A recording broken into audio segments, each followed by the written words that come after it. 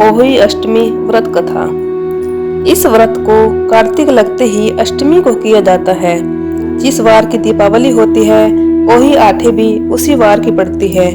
इस व्रत को वे स्त्रियां करती हैं जिनके संतान होती हैं। बच्चों की मां दिन भर व्रत रखें, सायंकाल पर अष्ट कोष्टक की ओहुई की पुतली रंग भर कर बनाए।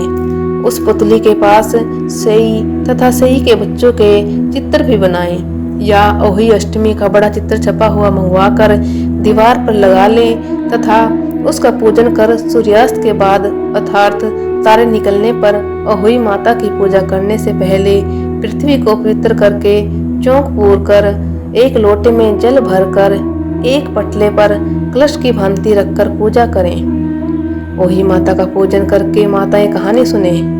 पूजा के लिए माताएं पहले से एक चांदी की ओहुई बनवाएं जिसे सियाओ भी कहते हैं, और उसमें चांदी के दाने या मोती डलवा लें। जिस प्रकार गले के हार में पेंडिल लगा होता है उसी की भांति चांदी की ओहुई डलवा लें। डोरी में चांदी के दाने डलवा लें। फिर ओहुई की रोली चावल दूध व भात से पूजा करें। जल से भरे लोटे पर सतिया बना लें। एक कटोरी में हलवा तथा रुपए का बायना निकाल कर रख लें और 7 दाने गेहूं के लेकर कहानी सुने।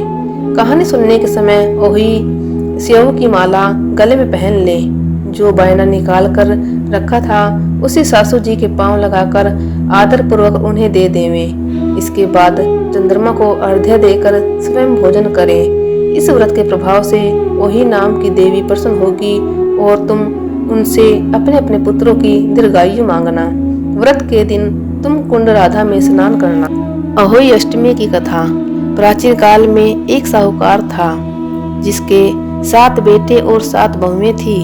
इस साहूकार की एक बेटी भी थी जो दीपावली पे ससुराल से मायके आई थी।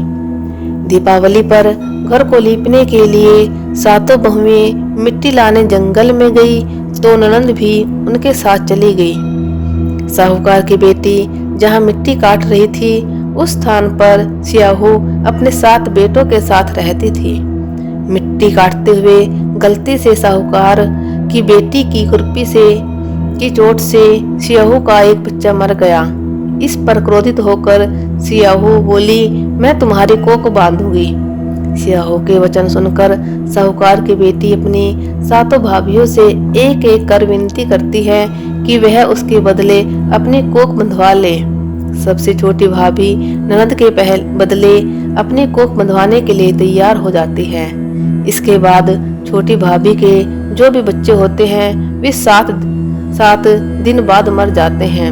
7 पुत्रों की इस प्रकार मृत्यु होने के बाद उसने पंडित को बुलवाकर इसका कारण पूछा। पंडित ने सुरही गाय की सेवा करने की सलाह दी। सुरही की सेवा से प्रसन्न होती है और उसे सियाहू के पास ले जाती है। रास्ते में थक जाने पर दोनों आराम करने लगते हैं। अचानक साहूकार की छोटी बहू की नजर एक ओर जाती है। वह देखती है कि एक सांप गरुड़ पंखनी के बच्चे को डसने जा रहा है और वह सांप को मार देती है। इतने में गरुड़ पंखनी वहां आ जाती है और बिखरा हुआ खून देखकर उसे लगता है कि छोटी बहू ने उसके बच्चों को मार दिया। इस पर वह छोटी बहू को चोंच मारना शुरू कर देती है। छोटी बहू इस पर कहती है कि उसने तो उसके बच्चे की जान बचाई है।